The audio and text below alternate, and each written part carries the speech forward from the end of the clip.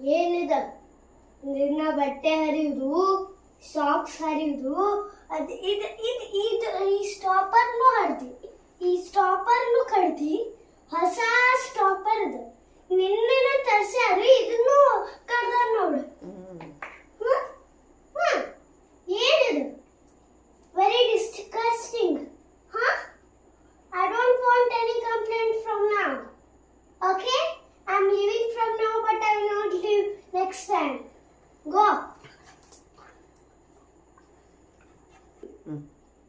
Mm.